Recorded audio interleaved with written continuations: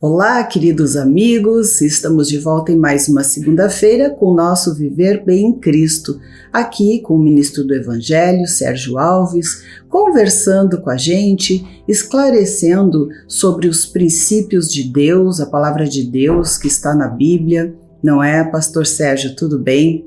Tudo bem, cumprimento a todos com uma boa noite, é uma alegria retornar ao programa aqui nesta semana com vocês. E tenho certeza que algo bom que sai da Escritura sempre vai contribuir para nosso melhoramento espiritual de vida, né? Então estamos aí à disposição. Bem, as perguntas sempre são muitas, né? E hoje eu gostaria de falar um pouquinho sobre a questão do perdão, porque a Bíblia fala, né? Jesus nos fala que nós devemos perdoar o nosso próximo como a nós mesmos, né?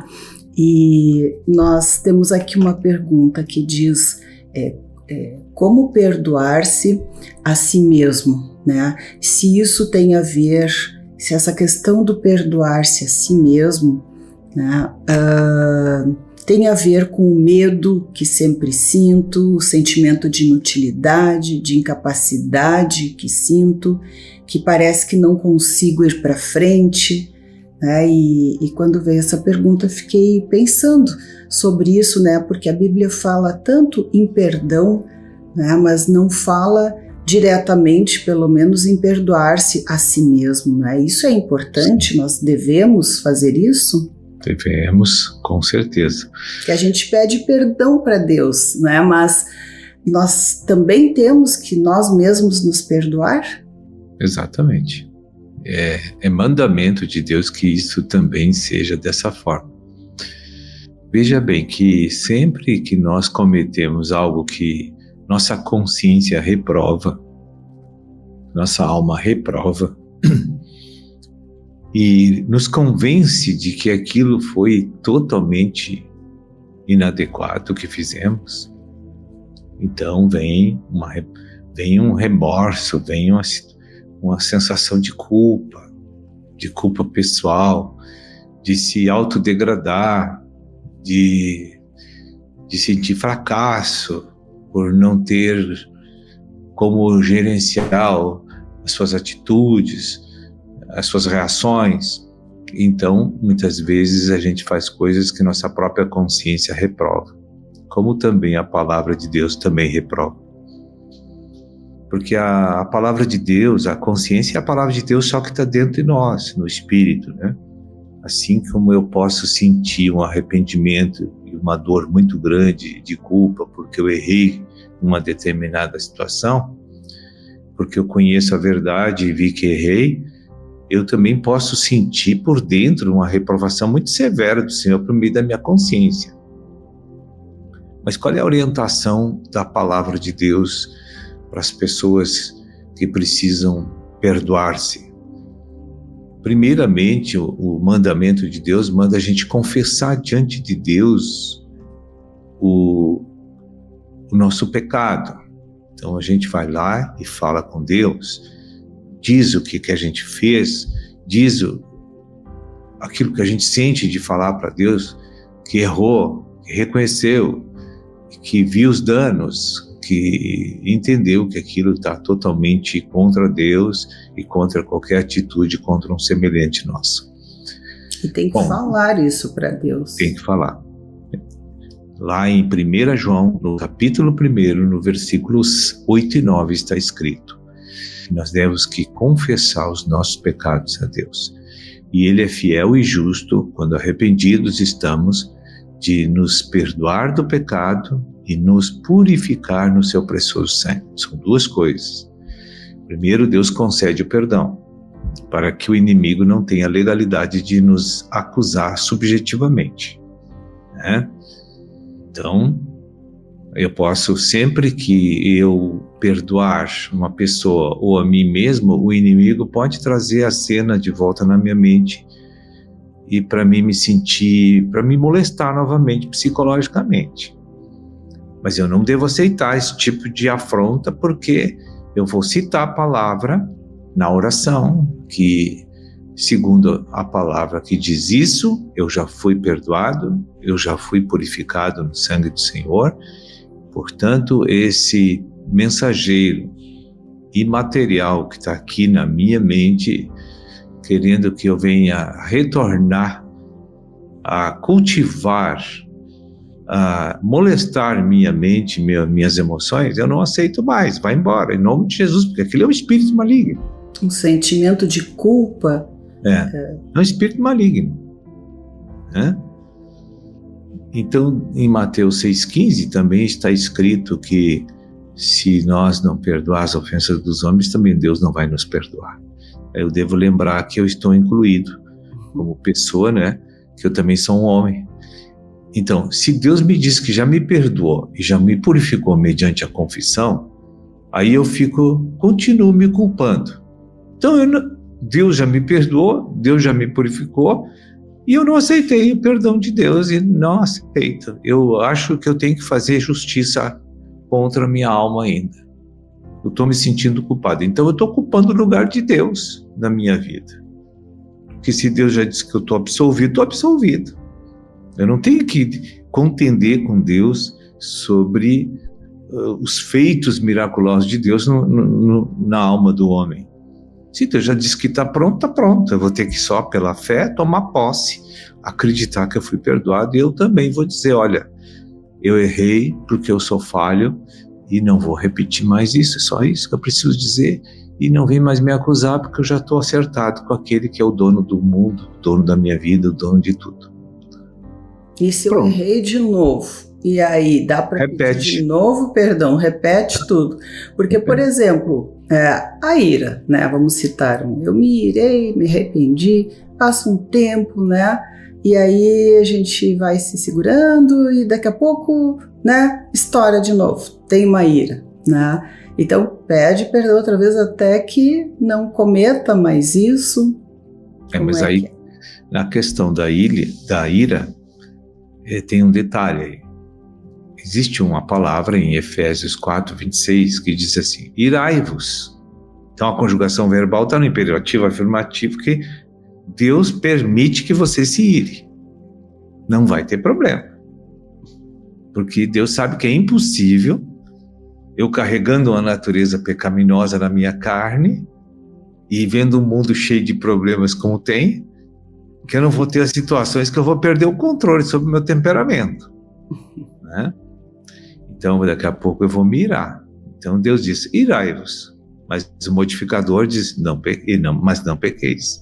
O que ele está querendo abrir para nós como revelação e orientação nesse caso? É que depois que esfria minha cabeça, que passa aquele momento da ira que leva poucos minutos, e aquele furor sai da mente muito externa e passa a descer para a mente, para a memória longa, que a gente chama a memória que é mais subjetiva, mais interna. Então, aquele furor não está mais tão vivo dentro de mim. Então já me acalmei um pouco, já readquiri o controle do meu temperamento. Então aí é hora de que não se ponha o sol sobre a vossa ira. Então, eu antes de dormir, eu vou ter que ir a Deus e acertar com Deus, pedindo perdão por aquela situação de descontrole e de fraqueza, porque eu não tinha nível espiritual para suportar aquela afronta. Então, Deus permitiu que eu me ire, sim, mas não permite que eu vá dormir sem fazer a restituição e corrigir tudo onde é que eu errei. Sim, pastor. Tem outras coisas que isso me leva a pensar, né, que talvez nossos telespectadores também pensem, que eu quero, né, colocar e lhe perguntar, mas vamos fazendo um breve intervalo e aí já voltamos aqui para esclarecer um pouco mais a questão da ira. Já voltamos com você no nosso Viver Bem em Cristo. Viver Bem.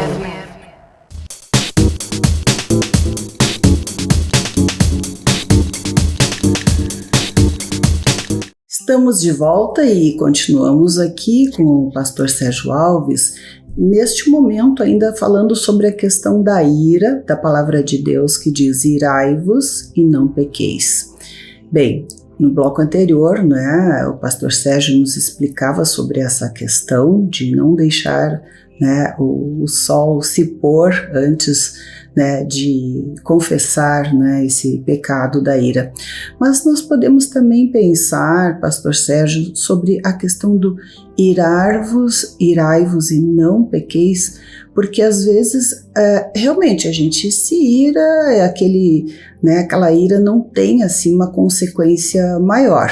Mas muitas vezes tem, claro, consequências menores, porque naquela ira às vezes machucamos pessoas, fazemos coisas que depois se voltam contra nós mesmos, não é? Porque nos prejudicamos, né? Dependendo em que situação nós nos iramos, né?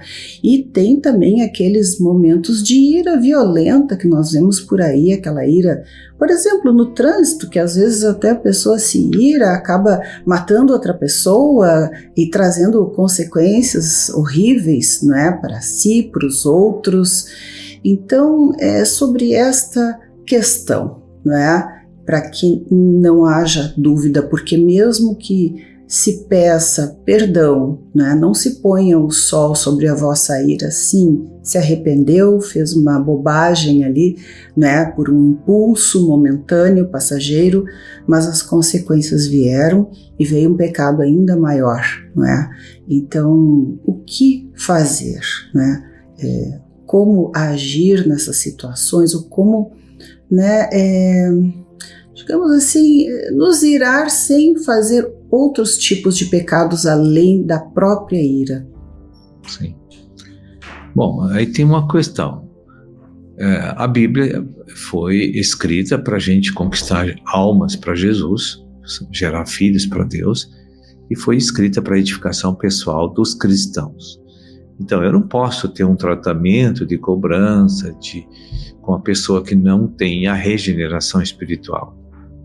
Ela não tem força e capacidade de seguir Deus naquelas horas em que ela perde o comando do temperamento dele. É normal que o gentil haja como gentil. A gente tem que entender essa questão. Às vezes, nós nos iramos com pessoas que não são cristãs, que não são regeneradas, que não são membros do corpo de Cristo, de situações que ocorrem na vida da gente. Então, eu tenho que saber fazer essa diferença e esperar que a pessoa tenha reações bíblicas comigo. Eu não posso, com um gentil. Ele está no direito dele, na vida dele, a realidade dele é aquela. Ele é carnal, ele não é regenerado, ele não tem habitação do Espírito Santo e não tem ajuda do Espírito Santo. Então, é uma situação. Agora, quando eu trato com um cristão, é óbvio que a gente espera reações bíblicas em conflitos, né? Em contendas. Aí fica aquela, você tem como se irar, mas também tem que ver o que vai fazer depois da ira, porque às vezes simplesmente palavras não é o suficiente para aplacar o furor que está no coração. Às vezes a pessoa quer agredir, o outro quer matar. Porque a ira passa completamente, ela entra numa faixa dentro daquela alma e que ela se torna uma fera, um animal. Ela perde completamente o senso de humanidade e de Cristo também. Isso é muito comum acontecer. Porque tem pessoas assim que têm um lado da sua alma muito intensa, com espíritos influenciadores de ira. Então aquelas pessoas são muito brabas, aquelas pessoas são rixosas, elas são contenciosas, aquelas pessoas, porque elas têm uma influência na alma muito forte de espíritos de ira, de justiça própria, de revolta, né? Então, quanto maior o nível da justiça própria de uma pessoa, mais dominado na faixa da sua alma ela é pelos espíritos da ira.